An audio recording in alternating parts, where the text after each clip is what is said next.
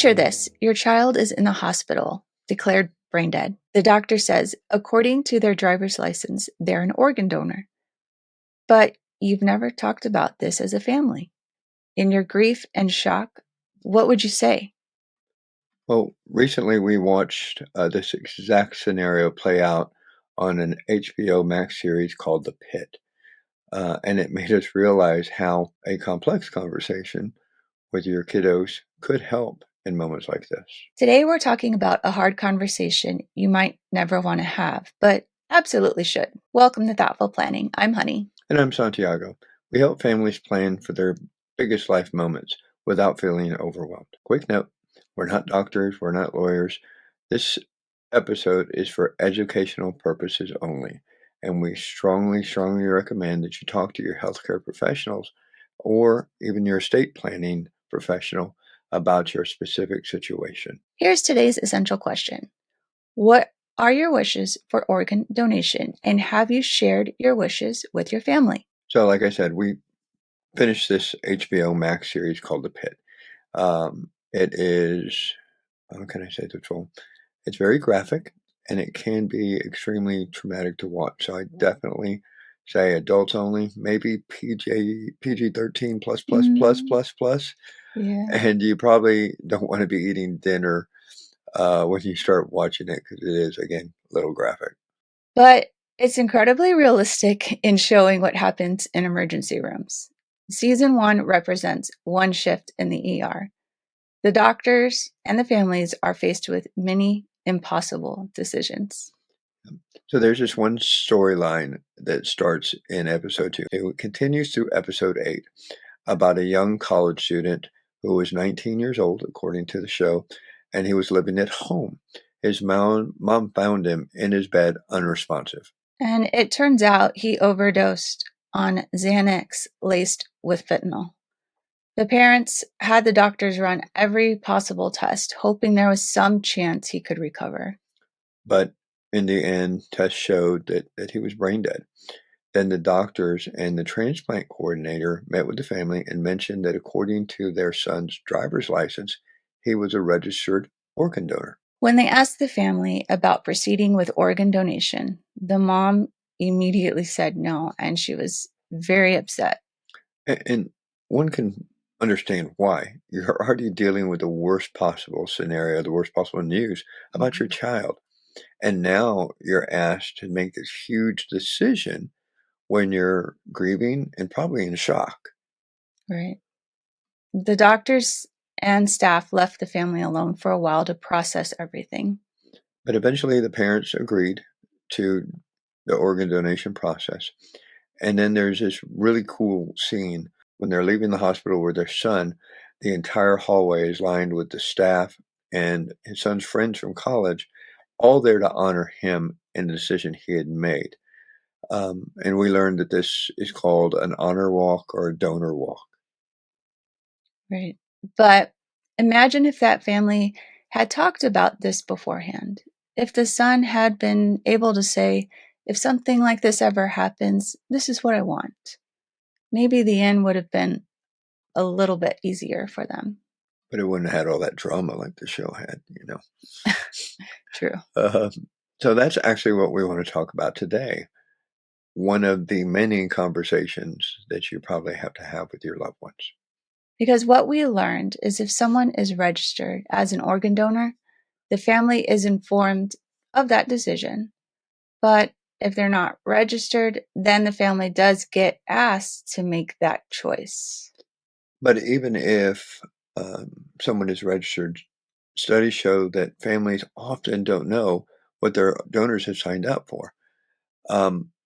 The actual donor making process, the signing up with your driver's license or other legal form, is a legally binding contract under the Uniform Atomical Gift Act, UAGA. And many states have adopted this act.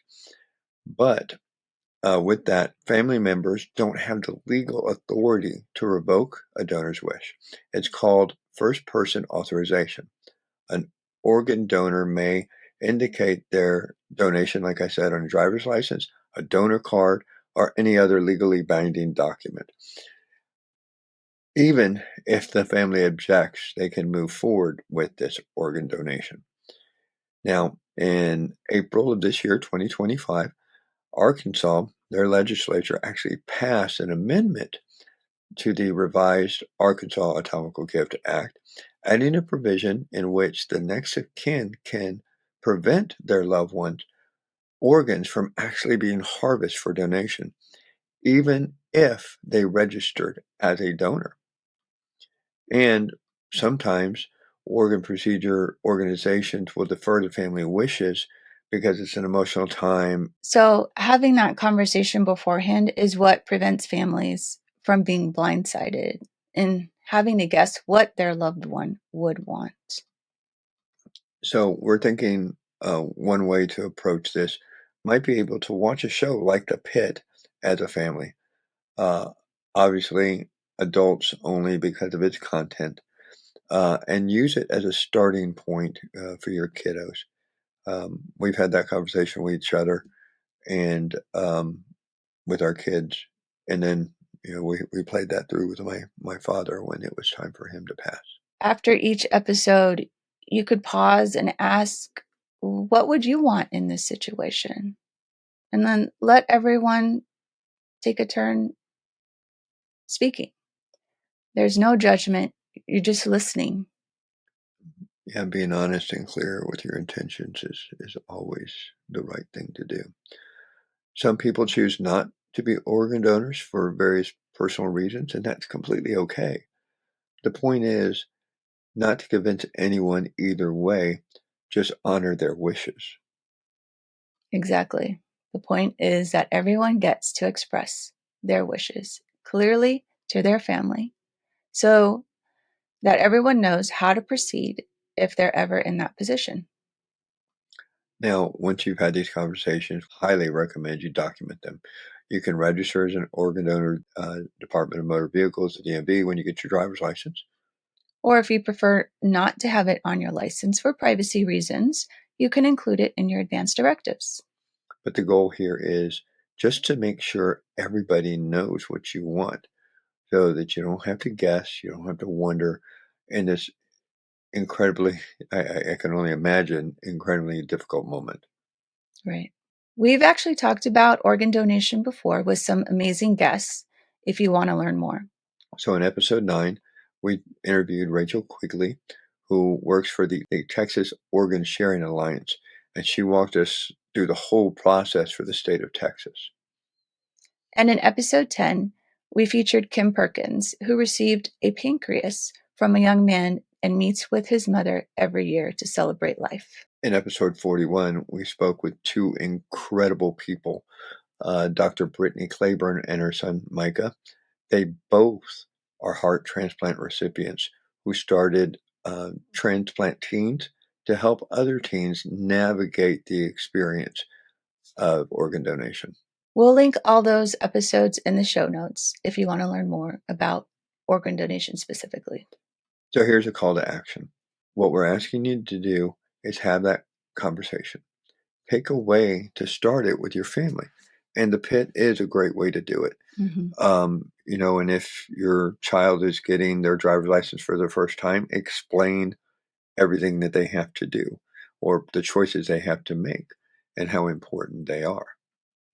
Right. It's a great idea when they're about to get their driver's license, having that conversation. It's a responsibility. Yep. So if you have any questions, reach out to us at info@legacytoolkit.com. Talk to your doctor, consult with your estate attorney, or any other professional you think that can help you out.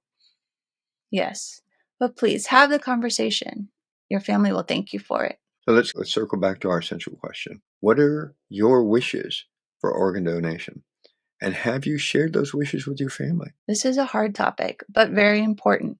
Until next time, remember, every chapter you write today shapes your legacy tomorrow. Thank you for joining us at Thoughtful Planning.